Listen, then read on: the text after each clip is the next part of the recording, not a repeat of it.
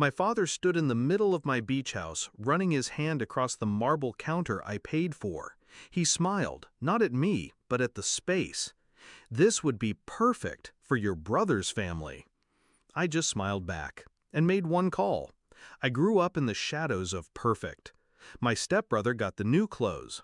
I got his hand-me-downs, frayed collars, and stretched-out sleeves. He got the first plate at dinner. I got what was left. And every time I asked why, the answer was the same: be grateful. Gratitude was their leash, and I wore it for years. At first, I thought it was normal, that maybe love just meant sacrificing more, asking less. My stepbrother's wins were celebrated with cake and balloons. My achievements, scholarships, medals, barely a nod. I told myself it didn't matter, that one day I'd build something of my own. And when I did, maybe they'd finally see me. But the truth was harder. They saw me. They just didn't care. The betrayal wasn't a single moment. It was a pattern, carved deep. The whispers of money invested in my brother's ventures while I worked double shifts. The phone calls about family vacations, always booked when I couldn't go. The silence when I needed help. The open wallet when he needed rescue. I tested it once, asked my father for a small loan. He sighed, eyes heavy with disappointment. "You need to learn to stand on your own." 2 weeks later, I overheard him wiring 10 times that amount to my brother. That night, I stopped asking, but I didn't rage, I didn't beg, I planned. While they treated me like spare change, I studied balance sheets. While my brother burned through money, I learned how to multiply mine. Every rejection was fuel. Every slight was a blueprint. I bought my first property quietly. Then another. Then the beach house. All cash. No cosigners. No one's name but mine. And I waited. Because revenge is patient. So there we were. My father touring my beach house like a realtor, not a guest. My brother wasn't even there, yet his ghost filled the room. This would be perfect for his family. He looked at me expectantly, as if my role was obvious. Hand it over, step aside, smile while doing it. Old habits almost answered for me. Almost. But then I remembered every be grateful, every leftover meal, every slammed door when I needed a place to sleep. I slipped my phone out of my pocket and dialed. "Now," I said into the receiver. Minutes later, a man in a suit walked in, my lawyer, folder in hand.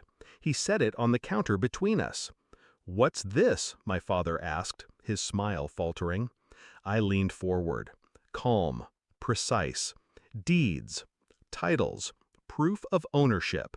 This house, the rentals, the condos, all mine. Paid in full. His brows knit. "That's not what I cut him off. "No, it's not. You thought I'd build just so he could inherit. That I'd keep living in his shadow, funding his failures. That ends today."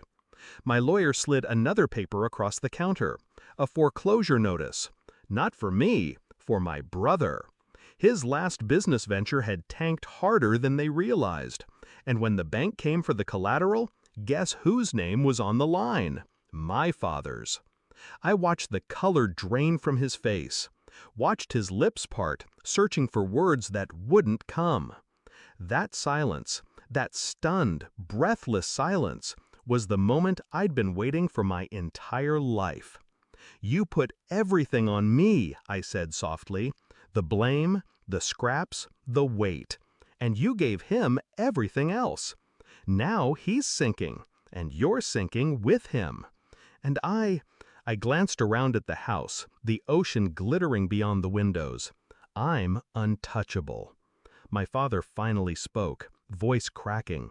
"We're family." I smiled. "No, we were a transaction, and you already collected your share." The meeting ended with slammed doors and threats. But threats can't touch what's already fortified. I built walls they'll never climb, accounts they'll never see, properties they'll never step foot in. The next week, my father called. Not to apologize, not to reconcile, but to plead. Your brother has nowhere to go. His kids. I hung up. Because I remember being a kid with nowhere to go, and no one ever picked up the phone for me. Now, when I walk through my beach house, I hear nothing but the waves. No commands, no comparisons, just freedom. Sometimes I picture my stepbrother driving past, family crammed into a rental, watching me through tinted glass. I hope he sees the lights glowing from my windows.